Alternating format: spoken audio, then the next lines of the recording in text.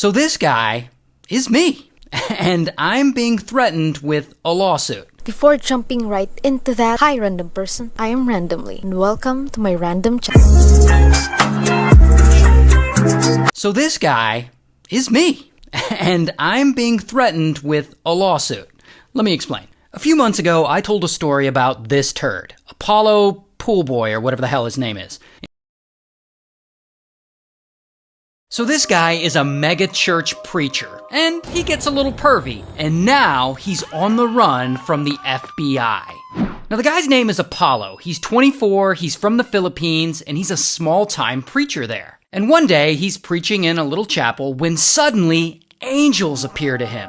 And they come and they tell him that he's actually the son of his God. So he starts telling everyone that he is the appointed son of God. Well, I'm sure this will end well for him. So anyway, because of this, he decides to start his own church. And a few years later, after the church is founded, this guy shows up, Rodrigo. And Rodrigo's running for mayor, and he comes to speak to the congregation at the church. And they welcome him, and soon enough, he and Apollo become good friends. And later, Rodrigo actually gets elected mayor, and he appoints Apollo to be his spiritual advisor. And so then more people find out about Apollo and his teachings, and his church starts to grow, and soon the donations start rolling in. Because, of course they do. But these donations aren't enough for Apollo. He wants more. So he gets the full-time working members of the church to go out at 6 a.m. every morning and solicit money from strangers for the church. The only catch is they can't come home until they reach their daily quota of money collected. So, to avoid sleeping on the street, the members of the church start playing on people's sympathy. Like they pretend to be poor college students, or they pretend to be disabled, but whatever. It works, and the church makes a ton of money. And so pretty quickly, Pastor Apollo becomes a very wealthy man. He's so wealthy, in fact, that he's able to start his own broadcasting network. And this helps spread his teachings beyond the Philippines. So now he's got followers around the world, in many different countries, including the United States. And this is where Apollo really levels up. And with the help of his innermost circle, he traffics his most obedient followers into the US, where they start working and soliciting donations from people full-time. So he's making even more money. Oh, and I haven't even gotten to some of the crazy stuff this guy claims. Aside from saying he's the son of some god, he once claimed that he yelled at an earthquake and made it stop. Like there was an earthquake happening, and he's just like, ah! And it just stopped. And he also says that the public should thank him for stopping that earthquake. Thanks, Apollo. He also claims that he talks to his god directly, not metaphorically, but like conversations directly. He also says that he has visions of his god. He claims that he has been physically taken up into heaven on multiple occasions. I mean, this guy has said and done way too much for me to cover in one video. But anyway, and if that's not crazy enough, here's the part of the story where things start to get creepy. Among his church workers, the ones who are young, attractive women and who excel at getting donations, they get to move up and become what's called pastoral assistants. And of course, the prettiest and most obedient pastoral assistants, they get into Apollo's inner circle, and they become what are called spiritual wives. And spiritual wives, they get a special privilege. They get the privilege of smashing with Apollo. Yeah, they literally call it night duty. And these pastoral assistants and spiritual wives are anywhere between 25 years old all the way down to 12 years old. While at this point in the story, Apollo is old as shit. He's 74. And if any of these girls or young women protest their night duty, they're then threatened with eternal damnation. So basically, if they don't smash with him, they're verbally threatened, physically threatened, or he tells them they're going to hell. And to make it worse, these young women depend on the church for their basic needs. Like they live and work at the church. Their entire social life is there. So they're kind of trapped in this. So he's basically trafficking these girls. Like, this is sex trafficking. And this nonsense goes on for years, not just in the Philippines, but in their US locations too. And at this point, Apollo is a powerful man. Like, his following has grown to over 6 million members worldwide. He claims he has followers in all 200 countries. Plus, with all those donations, he's now wealthier than he's ever been. Dude now owns a private jet and a personal helicopter. He has a church compound that's so massive, it has an indoor arena that seats 75,000 people. To put that in perspective, that's literally the biggest indoor arena in the entire world. And this dude owns it. That's how rich he is. Okay, but then rumors of him essaying young women, they start to spread. And of course, his followers don't believe he's guilty of anything. They stand by him. And religious, culty type leaders always have followers who do this, so this is not surprising. But his longtime friend, Mayor Rodrigo, he ends up running for president, and he wins. And with the president of the Philippines on his side, every accusation against Apollo is basically buried. So Apollo seems untouchable by this point. He's been running this trafficking business for like 16 years, and it doesn't seem like there are ever gonna be any consequences for it. Until, I guess at some point, some of his former church members in the US, they go and report him to the FBI. And the FBI starts looking into him, and this investigation makes the news, and Apollo hears about it, and he's like, oh shit. And he allegedly flees the US, and he goes all the way back to the Philippines to his church compound there. And there, he'll be protected by his longtime friend, President Rodrigo.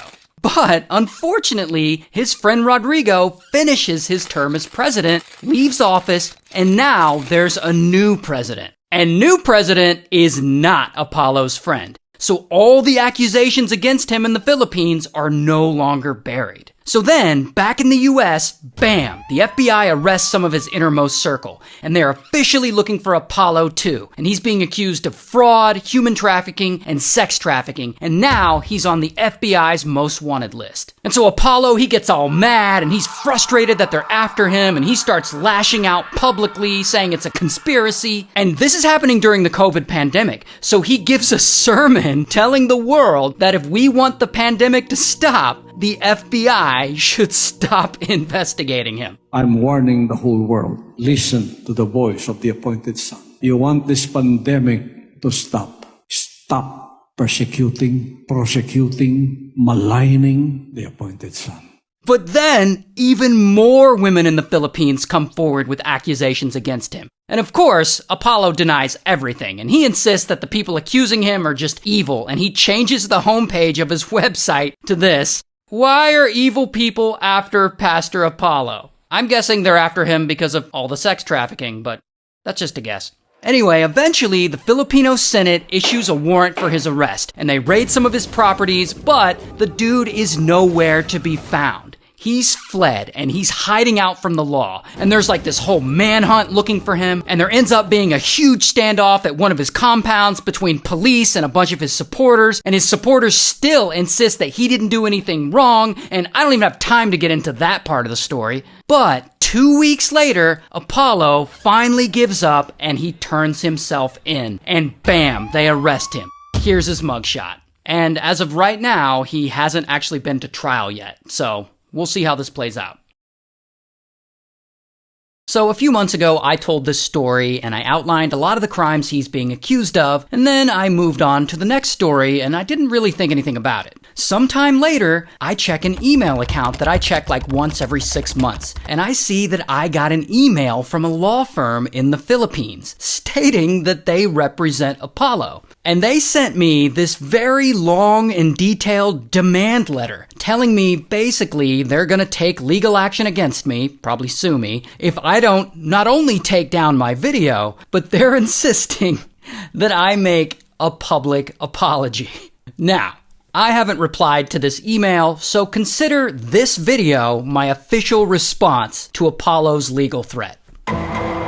Dear Mr. Apollo, first of all, fuck you. Second of all, I understand you threatening people probably works well for you most of the time. I mean, you're a powerful man. You have a lot of influence in some circles. I get it. I also understand that you and your church are very wealthy. Like you own your own broadcasting network, you own a private jet, a personal helicopter, you own a church compound with an arena that's so massive it seats 75,000 people, which means when it's done being built, you will own the largest indoor arena in the world. You have an estimated net worth of $100 million.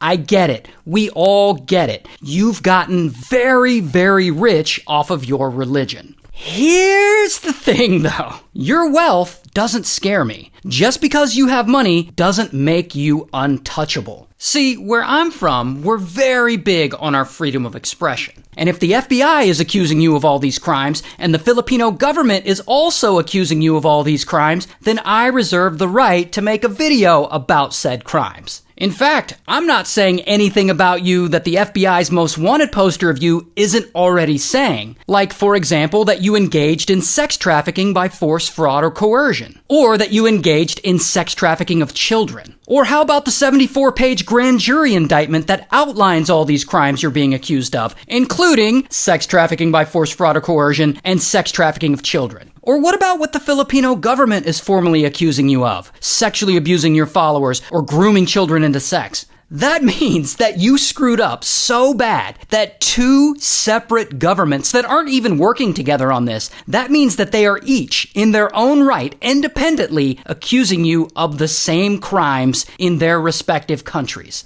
Are each of these governments just making it up? What, to make you look bad? Sir, you aren't important enough for world governments to just make shit up about you. And what about all the witnesses who came out against you? Are they all just making it up too? The Filipino police identified 68 sexual abuse victims. 68!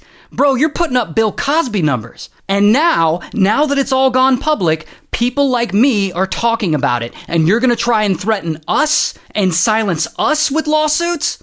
Okay, Apollo, let me make this clear so that you can understand it. When I made my video and suggested that you're a sex trafficker, what I really meant to say was, you're a sex trafficker. Let me say that again. You're a sex trafficker.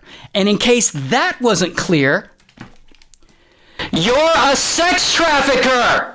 And if you really don't want people calling you a sex trafficker, then maybe, I don't know, try sex trafficking less. And if my words upset you, if they really, really, truly upset you, then feel free to come to the United States. Oh, that's right, you can't, because you're wanted by the FBI for, what was it again?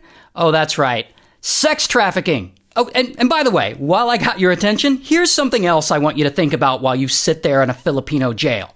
Sir, you are not the son of some god. You're definitely not Jesus. Hell, you're not even a free man. You, in fact, are a con artist, a cult leader who apparently can't even get laid without coercing kids into it. You're basically the Filipino Diddy. So no, Mr. Pool Boy, not only am I not going to take down my video, I might just go ahead and post it again, twice, just to show you that I'm not afraid of you. And as far as me making a public apology goes, I got your public apology. I wrote it down and filed it away right in my ass. So go ahead, file your lawsuit. I'll be here waiting, ready to publicize the whole thing and remind the world each time exactly what you're being accused of. Because you will never, never stop me from talking about the awful things that you've done. Good day, sir. And so this is, for you guys, for the rest of you guys, if this Apollo guy does follow through with this and he does file this lawsuit, I will tell you guys everything. As it happens, I will take you along for the ride. Might be fun.